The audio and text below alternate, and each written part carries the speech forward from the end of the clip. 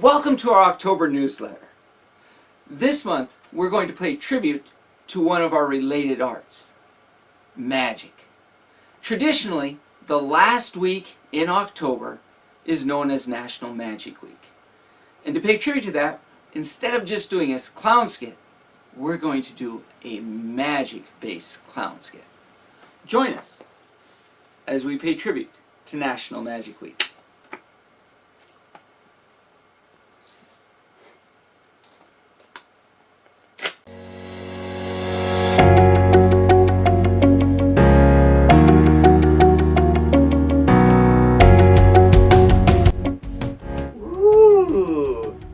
Box. A mystery box. Why is it a mystery box? Well, I don't know what it is. Let's take a look. Ooh, there's paper. And string. Lots of string. Sticky string. This reminds me of something I saw a magician do. Yeah, he had a pair of scissors and some string. Let me see. He took the string at about the middle, and then he took his scissors and he cut it. Leaving it with two pieces, and then he used his magic and he fixed the rope all up. See? All fixed. Oh, that's right. He used some magic powder and the knot came right off. This is a lot of string. I wonder what's at the end of it. Ah! It's not string, it's spider web. I'm scared of spiders. Ah! Ah! Ah!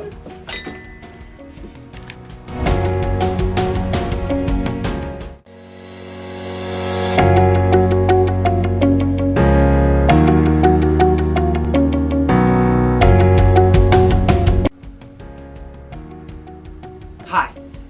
Before you can do the cut and restored spiderweb, you need to learn the basics of the cut and restored rope.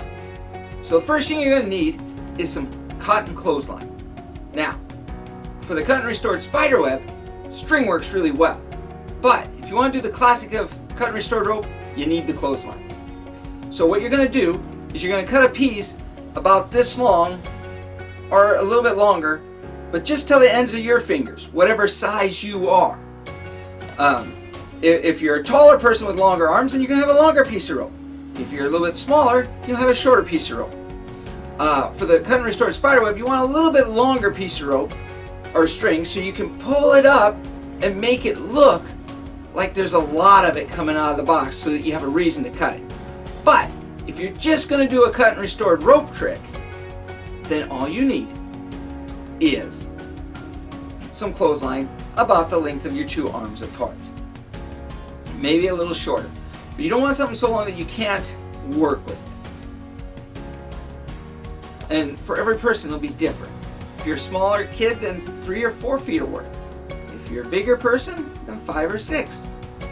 Okay? Now, the next thing you have to do is prep your rope. Now this isn't necessary if you're doing string. If you're doing the cut and restored rope, you want to make some magic rope so it's easier to work with. First thing you're going to do is you're going to take your rope and you're going to take out the middle.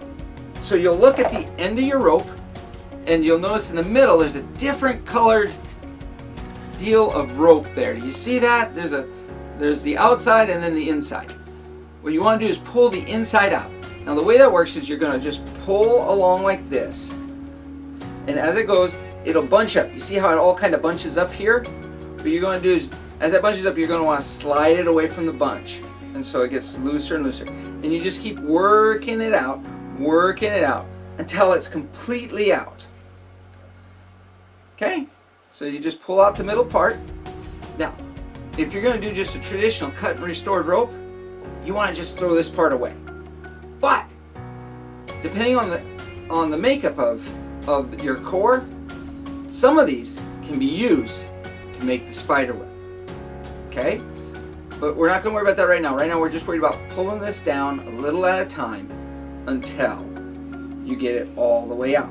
Once it's all the way out and it's all soft and flexible like this, you're going to want to prepare the ends. Once you get the core removed from your rope will be soft and flexible and very pliable. And so it's very easy to tie knots in it or do other stuff. It's just much easier to work with. If you're going to do a cut and restored rope, just make sure that this is trimmed up kind of nice so you don't have weird flyaways. But since you're going to be cutting it, you don't really want to treat the ends. But if it's a rope that you want to use for like doing vanishing knots or appearing knots, you're going to want to treat these ends so your rope lasts longer. Again, you'll want to trim it up so it's nice and neat, and then you'll shape it, and then the best way to do it is to dip it in some white glue, like school glue, and then shape it the way you want it, and then lay it on some wax paper and let it dry. And then these ends will be nice and good to go. Another way to treat the ends, and it's even easier, is to just wrap some white tape around the ends of the rope, and then they'll not come untied. Another way to do it is you can tie a knot in the end. The problem with the knot is it leaves a knot on the end, and there's some things that where you don't want a knot on the end. But there's one other thing you can do, and it's a little bit harder, but it takes time, but it looks very nice. You take a toothpick or a clothespin, not a clothespin, I'm sorry, a toothpick or a paper clip, and what you do is you tuck the end of the rope back inside itself, because when you pulled out the core, you left a hole in the middle, and so you can just tuck that rope back in on itself. Now it takes a little while and some patience, but if you want to make some good reusable magic rope, this is well worth it. It'll leave a little bump at the end, but it looks nice and professional and polished. And you just keep grabbing the end and you pull that over, you pull it over the center, and then you push it in with your pointed object. It's kind of hard to show you while I do it because I can't really see what I'm doing if I do it towards the camera. But you just keep taking the individual ends and pushing it in. And pushing it in. Like that. See how it starts to make a little bump there?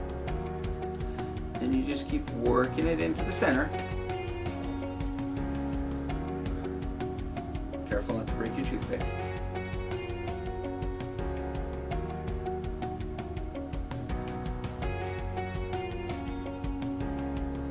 And then you see how that gets to be a little bump there, but it's all getting pushed down onto the inside of the rope.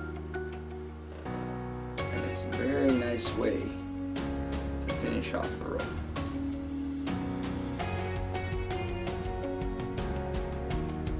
You just keep doing it until all the little stray strings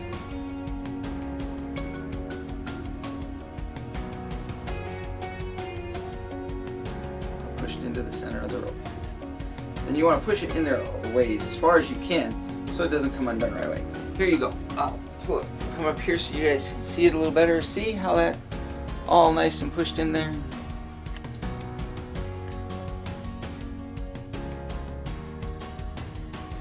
But like I said, we don't need that for our cut and restored rope. So I'm going to just go ahead and cut that end off so I can show you how to do the cut and restored rope. Okay, the basic mechanics of a cut and restored rope, and my rope here is a little bit long to do this, but you take the two ends and you put them together in one hand. You come down to about the center of the rope and you put your two fingers like that. Now, what you're going to do is as you come up behind your hand so the audience can't see, is you're going to grab right here and pull that up and make a loop. The idea being is that you just pulled up the middle of the rope. So it'll look like this at speed. You have the rope here, you come down, you find the middle of the rope. You come up, grab it like that. Now that's what it looks like to you. Now from the front, it should look like this. Find the middle of the rope.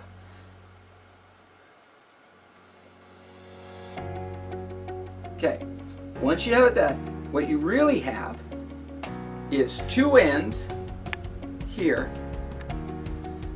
and a loop here, so that when I cut this loop, I'm going to get a short little piece of rope. So you let that end fall down, and you let that end fall down, and so this is what you have. Okay? And then what you're going to do, but you don't let the audience see that part, you just tie it off. Right? Here's some tips you'll need to do the cut and restored spider web. The first thing you're going to need is a spider. Now you don't need a spider this big.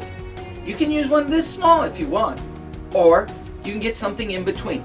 The month of October is a great time to go shopping for spiders because there's all kinds of decorations and stuff that are spiders.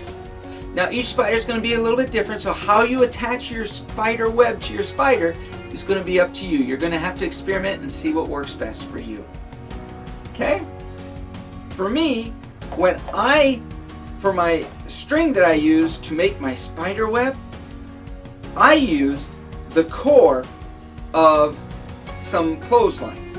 I pulled the core out, and then I discovered that this particular brand, as it came out, it would split apart and start to fray, and those little frays looked like spider web. And so I just attached that. Now, if you have a bigger spider, you can have a bigger spider web. Or you can have a thin little spider web like this one. It doesn't really matter. Okay? Then you're going to want to put your spider into some kind of container. I chose a box for when I was developing the trick because the box fit my bigger spider that I had. Now while I was doing it, I discovered that my string kept getting all knotted up with my spider's legs, and then as I pulled it, he'd come out sideways or crooked. So to solve that problem, what I did was I taped a little box inside the big box, and then I slid my spider into my box. And then I just took the rope, instead of putting my rope in with the spider because it would get wrapped around his legs, I slid it down into the bigger compartment. And then we put some paper in there so it looked like it was wrapping paper. But that way, and then, so the end wouldn't get lost, I stuck it over here on the other side of my spider from where the string came out, so I could just, so someone could just reach in and pull that out. So that's what the clown did in our skit. He reaches in, pulls out the string, he feeds it up, makes it look like, oh, that's such a long string, and then he did his basic cut and restored rope. And I'll show you what that looks like. So he pulls it up, pulls it up. Oh, man, that's a lot of string. So then he just does the basic for the cut and restored rope, and he cuts it and restores it just like normal. Only he only pulls one side down when he has it cut. Good luck.